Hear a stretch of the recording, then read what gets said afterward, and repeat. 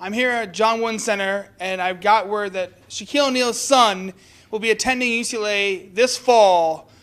For Chandra Gusekar, I'm here at UCLA, Bruin TV 23. Good night. What's your name? Chandra Gusekar. Live from the Etihad on the final day of the Premier League season, Manchester City has just snatched the title away from crosstown rivals Manchester United in dramatic fashion. With 2 late goals from Edin Dzeko and Sergio Aguero, they defeated nearly relegated QPR and have boosted themselves above Manchester United off goal difference.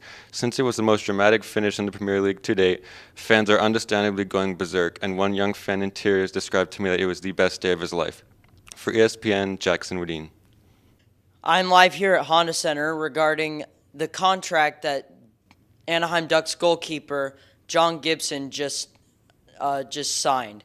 He's just signed an 8-year deal with the Ducks regarding that he has been on the team for 5 years and has already proven himself to be one of the better goalies in the NHL. Live from Honda Center, Chris Linney, Sports Broadcasting Camps. Coming at you live from Carson, California at the StubHub Center, I'm Ben Goldberg here with 710 ESPN. We're looking to bounce back with the Chargers this season as Jason Verrett and Hunter Henry, 2 star players, are down currently with torn ACLs. All Chargers fans in LA, currently myself, are wondering, will the Chargers be able to come back this season and make the playoffs at a 9-7 record or maybe even better? Once again, coming at you live from the StubHub Center, Ben Goldberg, 710 ESPN. I'm reporting to you live outside of Doak Campbell Stadium, home of the Florida State Seminoles, coming into a new season with a new head coach, William Taggart, after firing longtime head coach Jimbo Fisher, going to Texas A&M with a $70 million contract. We're seeing a return of quarterback DeAndre Francois, who injured his leg in Week 1 against Alabama last year. We'll see how a former Heisman candidate can return in this season. Lastly, we have Cam Akers, the star running back for Florida State, who almost racked up a 1,000-yard season last year. Will he overtake Jaquiz Patrick? Only time will tell. I'm Lucas Dodson for ESPN. I'm Eli Lesser, and I'm standing here live in Los Angeles, home of the LA Galaxy and LAFC. LAFC made a splash move yesterday as they acquired star Minnesota United striker Christian Ramirez for $1 million. This is an interesting move as Christian Ramirez joins a star-studded attack with Diego Rossi, Carlos Vela, Lee Win, and Adama Diomande. Nonetheless, Ramirez, who did grow up in Southern California, is excited to be home and playing for a contention team. I'm Eli Lesser, America's Growing League. Hi, I'm James Adams of Fox Sports. I am live in Los Angeles as the Minnesota Vikings go to another powerhouse team as they play the Los Angeles Rams this Sunday. Vikings running back Dalvin Cook is back after a year of a partial ACL tear, and he's looking to have a big game against a brutal defensive line led by Aaron Donald. And Jared Goff, he had the worst game of the season last week as he threw a season-high 3 picks, and he looks to bounce back, which may be difficult because the Minnesota Vikings had the number 1 ranked defense in football last year. But with all the offensive assets, including Todd Gurley and Brandon Cooks, I suppose anything is possible. I'm James Adams of Fox Sports. Thank you. The Denver Nuggets missed the playoffs in heartbreaking fashion last year, losing on the last day of the year to the Minnesota Timberwolves. This year, they're poised for a playoff run, and tonight here at the Barclays Center, they might have added a missing piece. The Nuggets selected Michael Porter Jr. with the 14th overall pick in the NBA draft. Despite having a limited freshman year at Mizzou, there are no questions surrounding Michael Porter Jr.'s potential. This kid averaged 37 points a game in his senior year in high school and got almost 17 rebounds per game as well. It should be very interesting to see how he gels with young stars like Jamal Murray and Gary Harris. And for now, I'm signing off. Shane Gravelin, Altitude Sports. Reporting from Staples Center in downtown Los Angeles, the new NHL season is coming around the corner, and the Los Angeles Kings are pushing for another playoff run. After a disappointing end to the season last year from the sweep from the Golden Knights, they signed Ilya Kovalchuk, a sharpshooting forward from Russia, who hasn't played in the NHL since the 2012-13 season. Injuries from Jeff Carter and Marian Gaborik last season held the Kings back a little, but they still have their core players in Jonathan Quick, Anze Kopitar, Drew Doughty, and Dustin Brown. Reporting from downtown Los Angeles, I'm Jared Alley, ESPN. Reporting live from Dodger Stadium, I'm Justin Borsis, where the Dodgers will face the A's tonight. The A's, a sneaky team led by ace Sean Manaea, are filled with a cast of not very well-known characters, but the Dodgers have star power with Manny Machado at shortstop, Justin Turner at third, and a pitching staff led by Clayton Kershaw. We will see where this second half of the season takes them, as the Dodgers are the clear favorite to win the series. They are also the clear favorite to win the NL pennant. The A's look to make the playoffs for the first time in a few years. I'm Justin Borsis. We're reporting live from Dodger Stadium for ESPN. Hi, I'm Caleb Ellison reporting live from Oriole Park at Camden Yards, home of the 34-78 Baltimore Orioles. The Orioles, who were acted as competitors heading into the 2018 season, things are not going their way. In a State of the Orioles speech by General Manager Dan Duquette, they said they are now looking for a rebuilding approach for the next couple of seasons. This is evident by trading away all-stars such as Manny Machado, Darren Aday, and more for prospects and international pool money, and the Orioles' efforts to sign Cuban prospect Victor Mesa. This is Caleb Wilson with Play-by-Play Sports from Baltimore, signing off. Hi, I'm Skylar Takak, live from First Energy Stadium, home of the Cleveland Browns. Tonight, the very first episode of annual Hard Knocks will be airing at 7, depicting the controversy and struggle of this 0-16 team. We expect that we will describe the controversy and hopelessness of these Cleveland fans, but the hopeful aspirations of the 2018 season through the help of new general manager John Dorsey and tremendous improvement at the quarterback position. I'm Skylar Takak with Play-by-Play Sports, live from First Energy Stadium. Hello from Staples Center. I'm Sage Crawford, and this is LA Sports. The Lakers look to push for a championship this year after acquiring LeBron James, Lance Stevenson, Rajon Rondo, and Michael Beasley, along with JaVale McGee in free agency. With the Lakers developing their young core every year, they believe that they can strongly push for the Warriors in the Western Conference Finals to beat them and advance to the championship. Hi, I'm Charlie Brady, reporting live from Foxborough, where Patriots star quarterback Tom Brady has just suffered a season-ending knee injury. The Patriots season is put at high risk because of the injury of this elite passer. When asked if he thinks backup quarterback Brian Hoyer will do well in the games, Bill Belichick said, yeah. Uncertainty surrounds the rest of the Patriots season.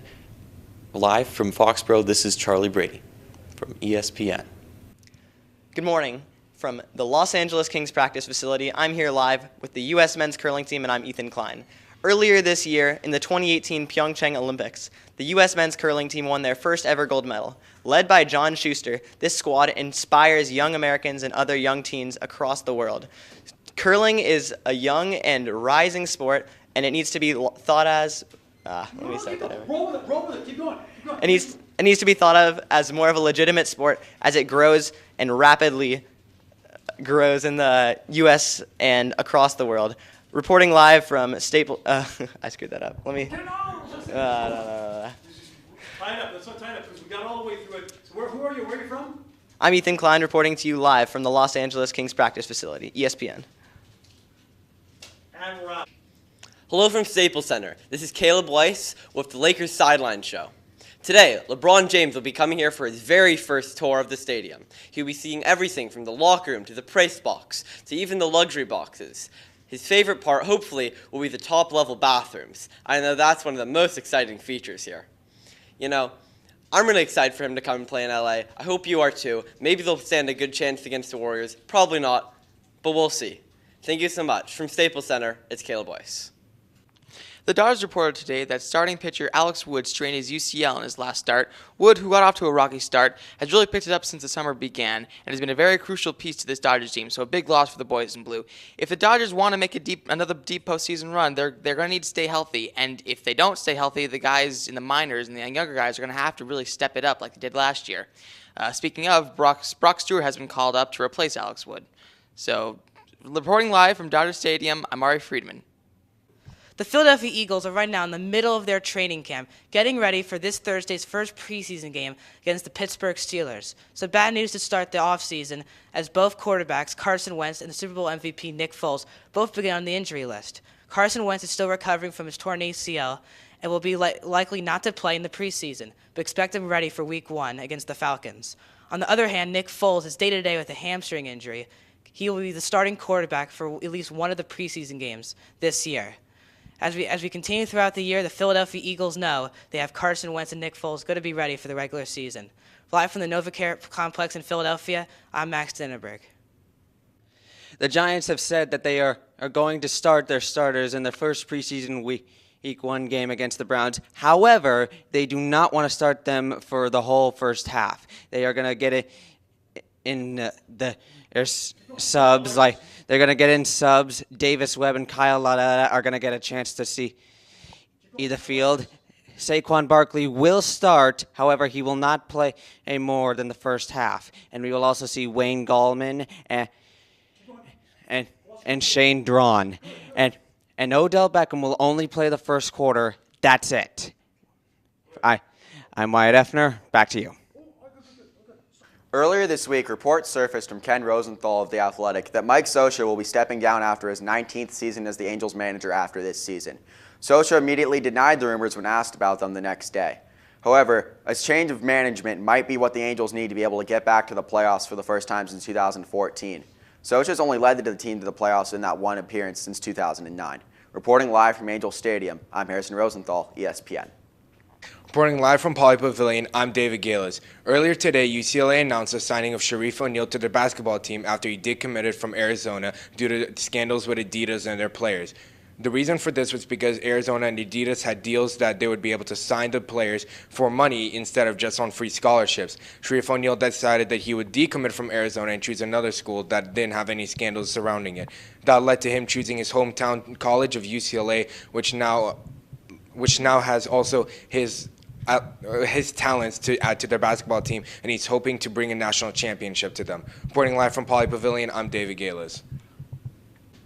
I'm Wilson Kahn reporting live from Vitality Stadium in beautiful Bournemouth, England, where the Cherries are preparing for their first match of the season against recently promoted Welsh side Cardiff City.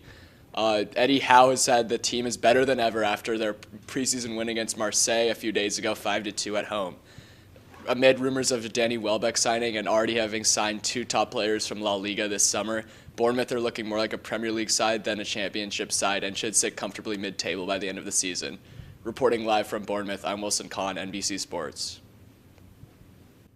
I'm here live from the NovaCare Center, the home of the defending champion Super Bowl champion Philadelphia Eagles. And notably today, Carson Wentz was not participating in the 11-on-11 drills, although he had been participating earlier in the week in the training camp drills separate from non-contact and things like that. But I talked to head coach Doug Peterson today, and he said, quote, "There is nothing to worry about," end quote, and it's a natural part of his progression. And I'm sure Eagles fans would not be worried with Nick Foles, the Super Bowl MVP, under center for Week 1 against the Atlanta Falcons. But the hope is that Wentz will be ready for that Week 1 matchup. Back to you. We are live from Aragon High School, where the Dons football team just began football practices last week. Speculations have begun as to who will be the team's starting quarterback. According to team member Nick Rudowski, he said, "As of now, it looks like it will be Sean Buderman." The Dons kick off their season Friday, August 31st. Live from Aragon High School, Anthony Remedios, ESPN.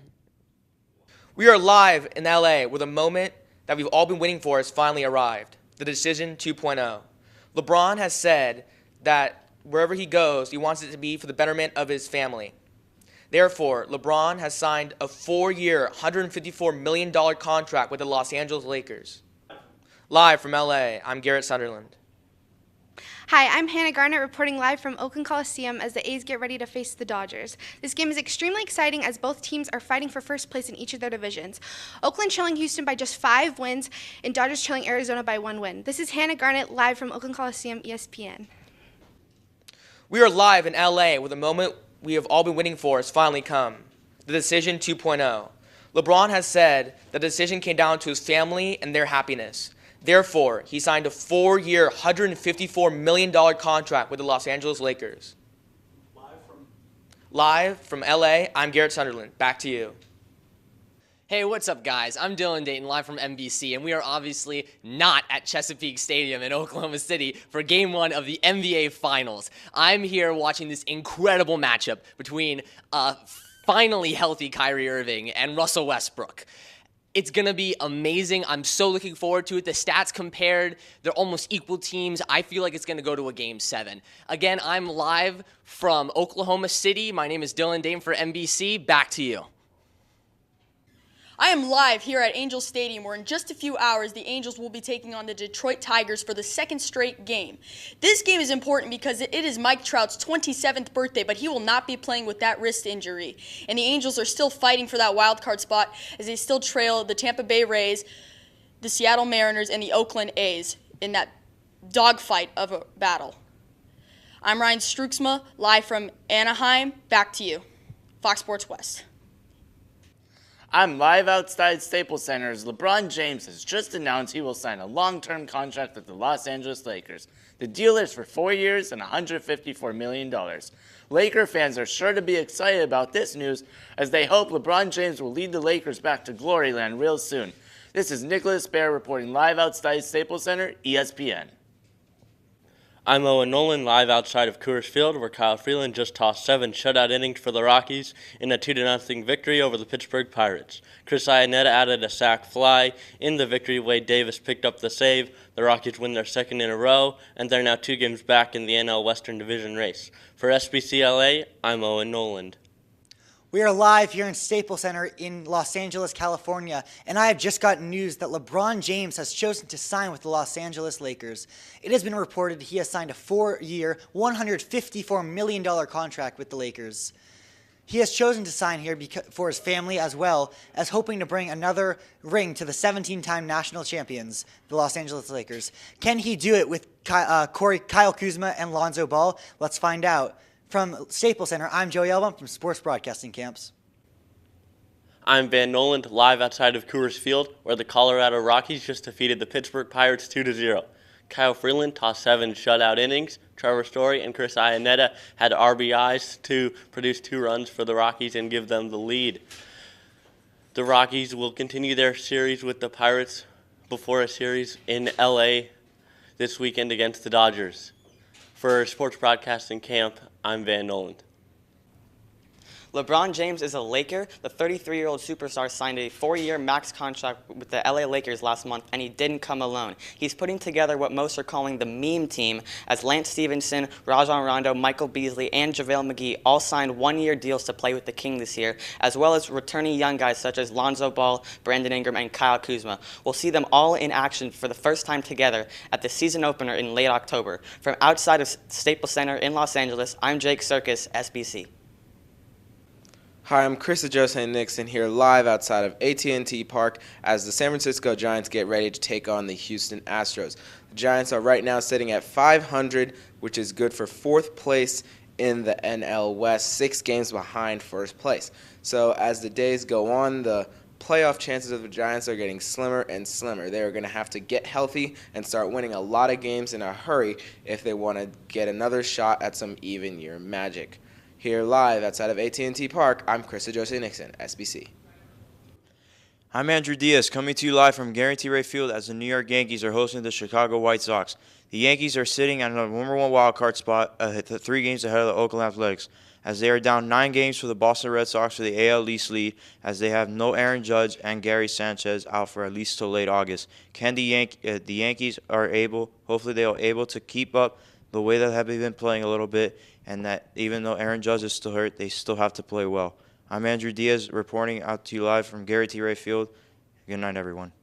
Thanks so much, Dan. I'm standing here at the confusing yet beautiful Lincoln Financial Field where sad and depressed and confused Doug Peterson sits in his office right now dealing with a very, very, very complex situation. Do I start Super Bowl MVP and Pro Bowl quarterback Nick Foles, or do I start my reigning MVP and starting QB as we currently know him, Carson Wentz? As people probably know, Carson Wentz tore his ACL in a game against the Los Angeles Rams in Week 10 of the 2017-18 regular season. However, now with the complexities reeling and the Philadelphia Eagles looking to possibly go back-to-back, Doug Peterson is put in the most awkward position. I'm Noah Wheeler reporting live from Lincoln Financial Field in Philadelphia. Back to you, Dan.